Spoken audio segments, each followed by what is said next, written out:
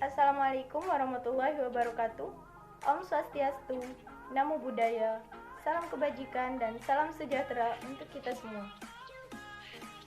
Sebelumnya perkenalkan, nama saya Yayan Susan Halimah, NIM 210-110-201-002 dari Prodi Sastra Indonesia, Fakultas Ilmu Budaya, Universitas Jember. Nah, teman-teman pasti sudah tahu kan, jika penamaan suatu tempat pasti memiliki latar belakang. Mengapa bisa dinamakan demikian? Asal-usul nama Kabupaten Situbondo. Berdasarkan legenda Pangeran Situbondo, nama Kabupaten Situbondo berasal dari nama Pangeran Situbondo atau Pangeran Aryo Gajah Situbondo, di mana pengetahuan masyarakat Situbondo bahwa Pangeran Situbondo tidak pernah menampakkan diri.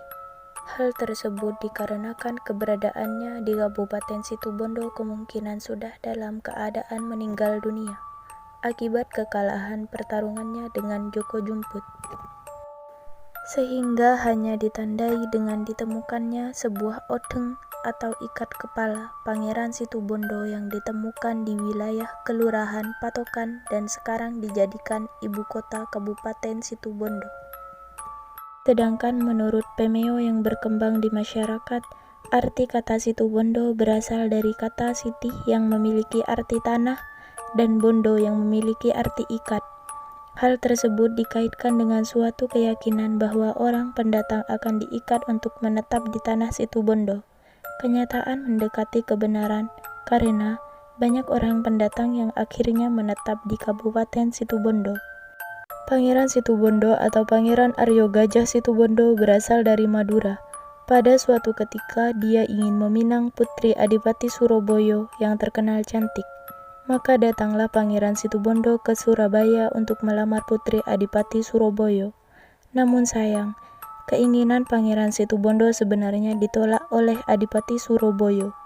Akan tetapi penolakannya tidak secara terus terang. Hanya diberi persyaratan untuk membabat hutan di sebelah timur Surabaya. Kesempatan Adipati Suroboyo menjalankan rencananya terbuka ketika keponakannya yang bernama Joko Taruno dari Kediri, karena rupanya Joko Taruno juga bermaksud menyunting putrinya, dan Adipati Suroboyo tidak keberatan, namun dengan syarat Joko Taruno harus mengalahkan Pangeran Situbondo terlebih dahulu. Terdorong keinginannya untuk mempersunting sang putri, maka berangkatlah Joko Taruno ke hutan untuk menentang Pangeran Situbondo. Namun sayang, Joko Taruno kalah dalam pertarungan, tetapi kekalahannya tidak sampai terbunuh, sehingga Joko Taruno masih sempat mengadakan sayembara bahwa barang siapa bisa mengalahkan Pangeran Situbondo akan mendapatkan hadiah separuh kekayaannya. Dengar sayembara tersebut, datanglah Joko Jumput, maka ditantanglah Pangeran Situbondo oleh Joko Jumput, dan ternyata dalam pertarungan tersebut dimenangkan Joko Jumput. Sedangkan Pangeran Situbondo tertendang jauh ke arah timur hingga sampai di daerah Kabupaten Situbondo, ditandai dengan ditemukannya sebuah odeng atau ikat kepala Pangeran Situbondo, yang tepatnya ditemukan di wilayah Kelurahan Patokan yang sekarang menjadi ibu kota Kabupaten Situbondo. Selanjutnya kembali ke Surabaya, di mana di hadapan Adipati Suroboyo, kemenangan Joko Jumput atas Pangeran Situbondo diakui oleh Joko Taruno sebagai kemenangannya. Namun Adipati Suroboyo tidak begitu saja mempercayainya. Maka untuk membuktikannya disuruhlah keduanya bertarung untuk menentukan siapa yang menjadi pemenang sesungguhnya. Akhirnya, pada saat pertarungan terjadi, Joko Taruno tertimpa kutukan menjadi patung Joko Dolok akibat kebohongannya. Kabupaten Situbondo tidak terlepas dari karya yang cukup menonjol, antara lain berdirinya pabrik gula di Kabupaten Situbondo dimulai dari PG Dumas, PG Beringin Anom, PG Panji, dan PG Olean. Kabupaten Situbondo mempunyai beberapa pelabuhan yang cukup menunjang perkembangannya, yaitu antara lain Pelabuhan Panarukan, Kalbut, dan Jangkar, sehingga pada akhirnya pusat pemerintahan berpindah ke Kabupaten Situbondo dengan Raden Tumenggung Aryo Suryo Diputro diangkat sebagai Bupati pertama Kabupaten Situbondo, dan wilayah Keresidenan Besuki dibagi menjadi dua, yaitu Besuki termasuk Suboh ke arah barat hingga Banyuglugur ikut wilayah Kabupaten Bondowoso dan Melandingan ke arah timur hingga Tapen ikut wilayah Kabupaten Situbondo.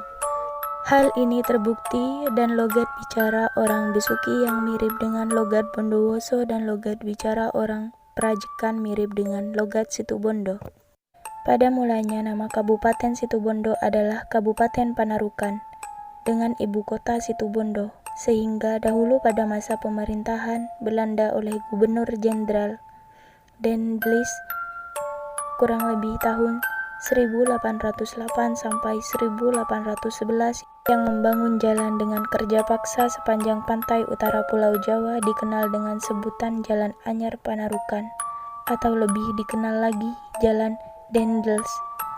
Kemudian seiring waktu berjalan barulah pada masa pemerintahan Bupati Ahmad Tahir kurang lebih tahun 1972 diubah menjadi Kabupaten Situbondo dan ibu kota Situbondo.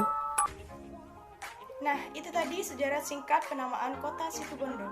Mohon maaf apabila ada kesalahan. Sekian dari saya. See you.